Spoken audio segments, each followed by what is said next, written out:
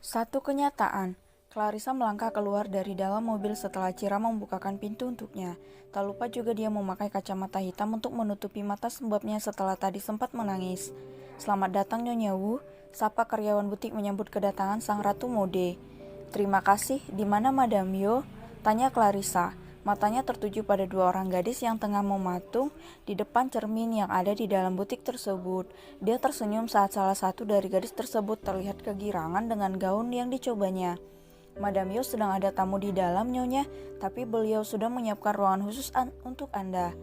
Oh begitu, memangnya siapa tamu yang sedang ditemuinya? Sepertinya mereka bukan orang sembarangan sampai Madame Yo harus turun tangan sendiri untuk melayani mereka. Ucap Clarissa penasaran. Sambil berbincang, karyawan tersebut mempersilahkan Clarissa dan Cira masuk ke dalam. Langkah Clarissa terhenti saat dia mendapati dua orang pemuda tampan yang sedang duduk di ruang tunggu. Kedua pria itu datang bersama dengan tamu yang sedang dilayani oleh Madame Yo, Nyonya. Kalau tidak salah, pria yang sedang memejamkan mata itu bernama Tuan Gabrieli. Beliau adalah suami dari salah satu tamu tersebut. Jelas si karyawan. Gabrieli mah, jadi dia yang selalu dielulukan oleh para gadis. Seandainya saja aku punya cucu perempuan, aku pasti akan menjodohkannya dengan pria hebat ini. Tanpa disadari oleh Clarissa, saat ini Gabrieli tengah tersenyum samar mendengar apa yang sedang dia pikirkan. Reinhard yang melihat senyum itu pun merasa penasaran. Dia lalu mengedarkan pandangan, bukankah itu Nyonya Wu, si desainer yang sangat terkenal itu ya? Ya, kau benar, sahut Gabrieli tiba-tiba berbicara. Dia adalah Clarissa Wu, orang tua kandung dari almarhum ibu mertuaku yang artinya adalah nenek Elia. Bagaimana? Sekarang kau sudah tahu bukan tujuanku datang ke Paris? Mulut Reinhard terbuka lebar begitu mengetahui hal tersebut. Dia tidak menyangka kalau istri temannya merupakan cucu dari seorang mega mode yang paling terkenal di Paris. Luar biasa. Bagaimana bisa kau mendapatkan istri dengan latar belakang yang begini hebat, Gap? Astaga, bulu kuduku sampai berdiri. Pekik Reinhard heboh. Diamlah, jangan keras-keras. Nanti Elia mendengar percakapan kita, ucap Gabrieli mengingatkan. Setelah itu dia melihat ke arah istrinya yang sedang berdiri diam sambil menatap cermin. Gabrieli tahu kalau istrinya pasti sudah mengetahui kedatangan Nyonya Wu ke butik ini. Benar saja, saat ini Elia tengah terpaku setelah sekelebat bayangan seseorang muncul di matanya. Ada rasa sesak saat dia teringat bagaimana ibunya ditinggal begitu saja di bawah guyuran hujan pada tengah malam. Dan saat ini dia akan segera bertemu dengan pelaku yang telah menelantarkan ibunya saat masih kecil dulu. Apa yang harus aku lakukan padanya? Kenapa hatiku seperti menolak untuk bertemu? Gumam Elia sembari menekan dada. Hei makhluk kecil, kau kenapa? Lepi yang tidak sengaja mendengar Elia bergumam segera datang mendekat. Keningnya mengerut mendapati tatapan gelisah di mata teman kecilnya. Elia, hei, jangan diam saja. Jawab aku, kau kenapa? Desak Lepi khawatir. Kak Lepi, aku ingin pulang sekarang juga, sahut Elia kemudian segera berbalik menuju ruangan di mana suaminya berada. Hei, kau kenapa Elia? Teriak Lepi kaget. Lepita, apa aku sudah membuat kesalahan pada nona itu? Tolong bujuk dia supaya tidak merusak jalan usahaku ya, rengek Madame Yo panik. Apa-apaan kau ini Madame Yo? Omel Lepi sambil mengibaskan tangan pria gemulai ini dari lengannya. Tanggung sendiri akibatnya jika gadis itu sampai merasa tidak senang. Setelah mengomeli Madame Yo, Lepi bergegas menyusul Elia. Langkahnya terhenti melihat Elia yang tengah berdiri berhadapan dengan seorang wanita yang dia kenal sebagai mega bintang di dunia mode. Astaga, mimpi apa aku bisa bertemu dengan Nyonya Wu di sini? Clarissa bagai tak bernyawa menatap gadis cantik yang sedang berdiri di hadapannya. Matanya langsung berkaca-kaca, sangat tidak percaya dengan apa yang dia lihat. Cira yang melihat majikannya seperti akan jatuh segera menopangnya. Dia pun sama kagetnya melihat kemunculan Nona Sandra di dalam butik ini. Sandra, anakku, lirih Clarissa dengan air mata yang sudah berurai. Lepi tersentak. Dia lalu menoleh ke arah Elia yang tidak memberi respon apapun saat nama almarhum ibunya disebut. Apa kau mengenal Nyonya Wu? Tidak, jawab Elia singkat. Aku tidak mengenalnya, juga tidak ingin tahu dia siapa. Sandra, ini mama nak, ini mama Clarissa.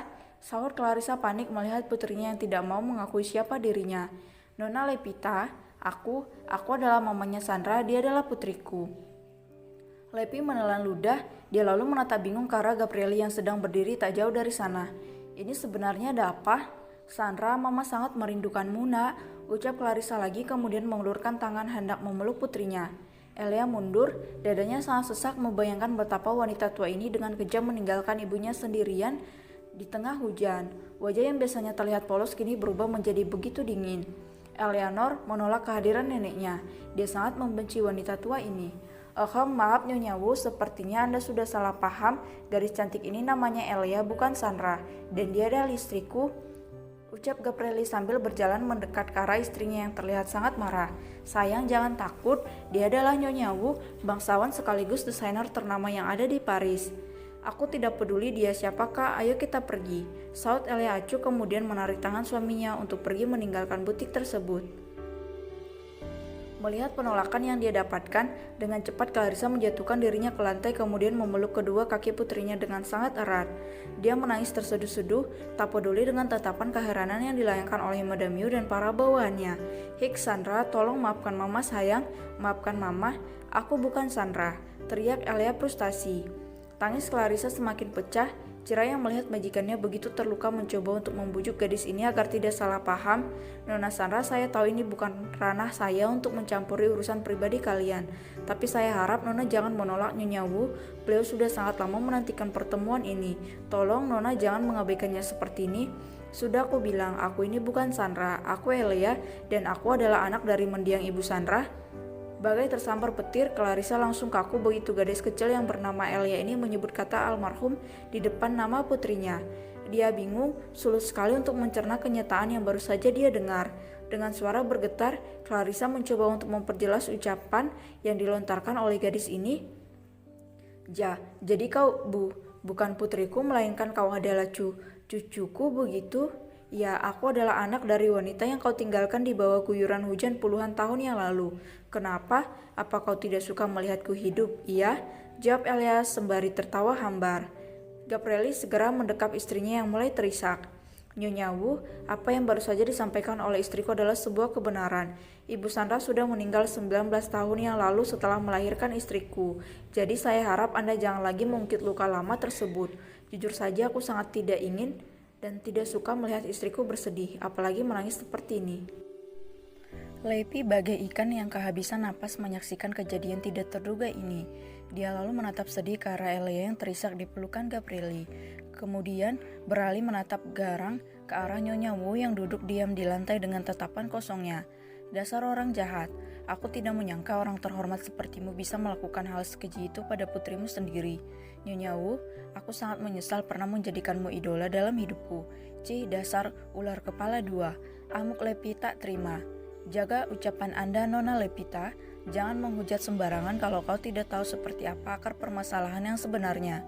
Nyonya Wu mempunyai alasan sendiri kenapa melakukan semua itu. Hardik Cira emosi. Dia kemudian mencoba membujuk majikannya. Nyonya, ayo berdiri. Jangan duduk di bawah, kau tidak pantas melakukannya. Clarissa diam tak menjawab. Mata kosongnya terus tertuju pada gadis cantik yang ternyata adalah cucunya. Dia masih tidak percaya kalau putri yang begitu dia rindukan ternyata sudah tidak ada lagi di dunia ini. Lalu kemana perginya Karim? Mustahil pria itu tidak mengetahui siapa Sandra sebenarnya. Atau jangan-jangan putrinya itu memang belum bertemu dengan ayah kandungnya. Berbagai macam pertanyaan muncul di benak Clarissa yang membuatnya kesulitan bernapas dan akhirnya jatuh tak sadarkan diri di hadapan cucunya yang baru saja dia temukan.